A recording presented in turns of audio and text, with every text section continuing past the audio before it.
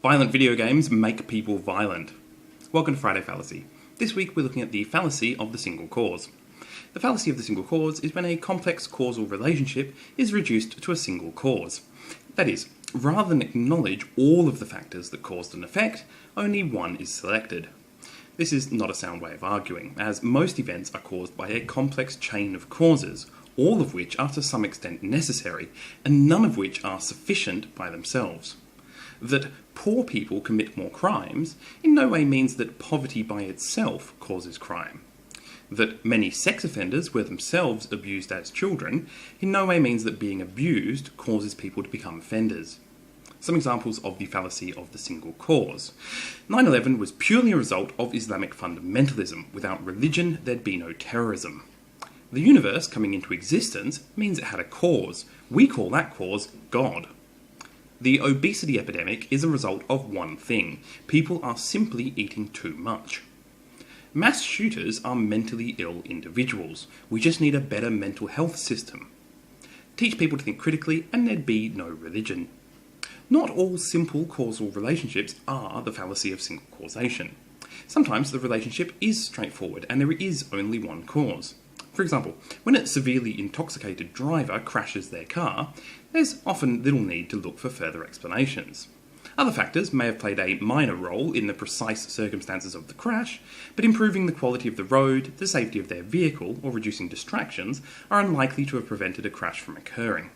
In this situation, it is fair to say that being intoxicated was pretty much the only cause of the crash. More generally, it's not fallacious to call something the cause of it if it is the primary or only significant factor. Human behaviour is almost always a result of a complex mix of different factors, so any attempt to explain someone's actions in terms of a single cause is likely to be fallacious. However, when considering the statistical behaviour of a large number of people, we can speak about how certain factors cause certain behaviours. This can be confusing because the language is imprecise. The non-fallacious claim is that a factor increased the rate at which a population performs a behaviour. For example, when we say that bullying causes suicide, we don't mean that any individual case of suicide was solely caused by the person being bullied. In many cases, the causation is more complex than that. What we are saying is that being bullied increases the likelihood that someone will suicide, and that often this is the main factor. The fields of medicine and biology suffer a lot from uninformed people committing the fallacy of single causation. Despite what the newspapers tend to print, there are rarely single genetic causes of diseases, and certainly not complex conditions like alcoholism or characteristics like homosexuality. So it's fallacious to talk about the gene for MS or the cause of drug addiction, as if there were just one.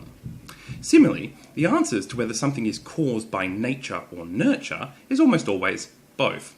While this may not sound as exciting, it has the advantage of being true.